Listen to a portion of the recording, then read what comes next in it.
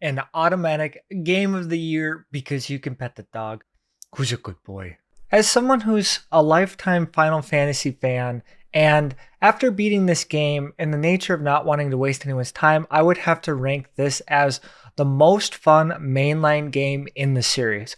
It personally going to rank as my second favorite Final Fantasy game of all time. For those of you who are not Final Fantasy fans or may have never played a Final Fantasy before, I still rank it among the all-time best games, such as God of War. I think if you enjoyed God of War and God of War Ragnarok, you would also enjoy Final Fantasy XVI. Regardless of if you are a Final Fantasy fan or this is your first entry, I think this is a great place to start for first-timers. For score, I would give it a 96 out of 100 for those of you who like number type of scores. With all that being said, I do have some criticisms about the game, and I have a better understanding of why some of the reviewers said what they said. Now, with all that out of the way, I'm on to the actual review. I will not be showing any footage from the game other than the demo and the first boss fight. The first boss fight can also be found in the trailers, so if you do not want to watch and you just want to listen, that is another way. If not, most of this footage will either come from trailers or the demo. So if you have not purchased the game, the demo is free to play for those who have a PlayStation 5. You will not be spoiled on any of the actual content within the game. Now I want to start out with what Yoshi-P said in an interview a little while ago about the four main pillars of the game that he wanted to create. He wanted to have a narrative. He wanted to have each character in a unique cast of backgrounds and motives. He wanted to take advantage of the PlayStation 5. And finally, his most important pillar that he wanted to establish is a dedication to creating a fresh, exciting new battle system. All four of these goals were absolutely crushed. I can go on and on and on about everything about this game. Every single detail is almost perfect, I'll say. So let's start with the narrative. As a Final Fantasy fan and one that is willing to say that Final Fantasy is their favorite franchise of all time, it is a tried and true Final Fantasy story. For those of you who love 14, you will really enjoy this story. And for those of you who haven't played a Final Fantasy or just aren't as invested, I would say the story does fall a little bit short of perfection. The twists and turns of the story all make sense. However, I do understand why there may be some confusion in the story or why they say it takes an abrupt turn. It is a little jarring for those who aren't used to Final Fantasy type stories, but there are ways you can get invested into the lore if you want. And if you aren't invested into the lore and you just want a linear story, it can be a little jarring.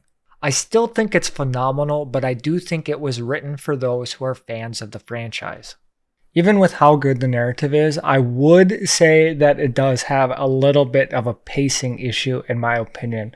There were times very early on in the game where I kind of wish I could just explore the combat, but it was cutscene after cutscene into a single fight, into cutscene, and I understand it's a story-driven game, and I absolutely adored it, but at times I really did just wish I could go fight another enemy. On to casting, which could arguably be the best part of the game. It is the best form and presentation of casting in a modern video game. Regardless if you enjoy the story or not, the casting is one of the best parts of the game. You can feel the characters' motivation, their passion. They put it into the game. It almost feels like these people are real. I cannot give the cast enough credit. It is absolutely phenomenal, and I think it's something you need to experience. Under the third pillar is taking advantage of the PlayStation 5 visually, and this game does that. I will say it's one of the best looking games currently on PlayStation 5. I will say there are some frame rate issues for those who are playing in performance mode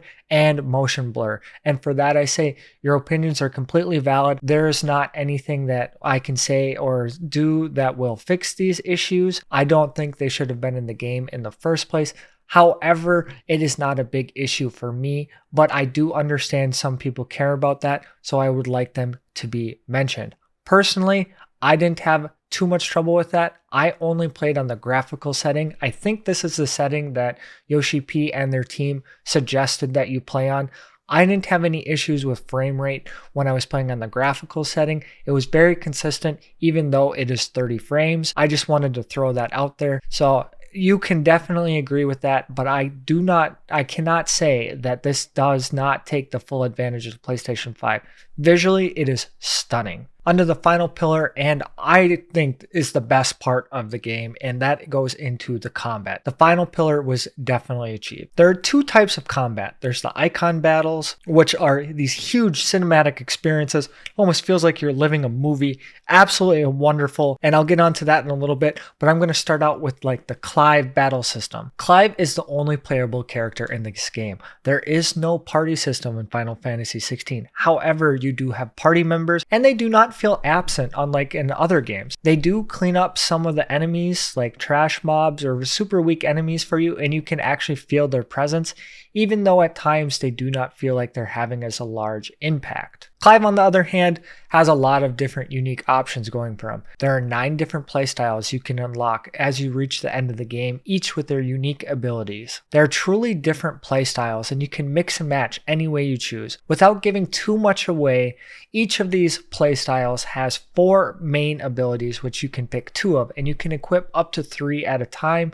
1 will always be equipped. Now you can rank these abilities up independent of each other and give unique attributes, such as being able to dash around the arena freely or grab and pull enemies closer to you. There are tens of thousands of combinations for you to play, which allows you to cater and customize and actually have an experience true to your own. For those of you who are saying this is a weak RPG system, I personally don't find that to be weak. I will say the weakest point of the RPG system would have to be the gearing.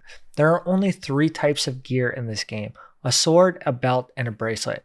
You can buy and craft these items. The crafting is sort of limited with the ability to only craft and upgrade in items, and is used more as a progression tool rather than true crafting in the game. I personally found that this simplified approach was very refreshing, as it allowed me to focus on the things that they cared about most: the combat and the narrative. I never once had to worry about my gear. I think this was done intentionally, as I basically go into every fight thinking of what am I going to discover next, or what unique combination am I going to approach this time, rather than is my gear up to par. The only thing I have to think about, am I the same level as this enemy? Yes, okay, I'm good to go. Even after about 40 hours of gameplay, and of all of the thousands of combinations of abilities I've tried, with the unique enemy design, there is enough variety here that I never really think I had the same fight twice.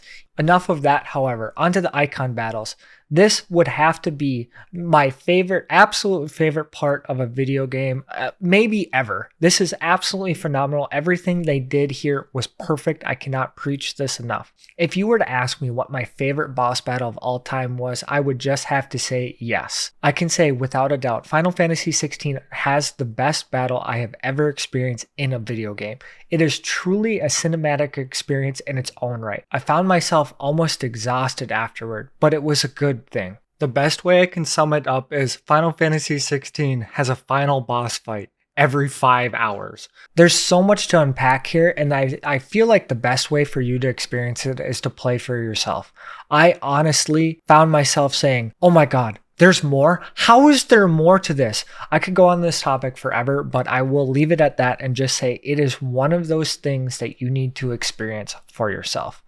I think Final Fantasy XVI accomplishes what it set out to do. Every single detail in this game is amazing, down to the side quest, to the music. I could go on about the music as well. This may be the best scored video game of all time. The music is absolutely phenomenal. Every single detail is thought about. There's a lore vendor. If you are confused on something, you can go back and you can look up what past events happened. You can look up where you are in the timeline. You can see how far you've progressed in the story. You can go back and find other details. The side stories unlock even more lore. I can't think of anything that was absent from this game.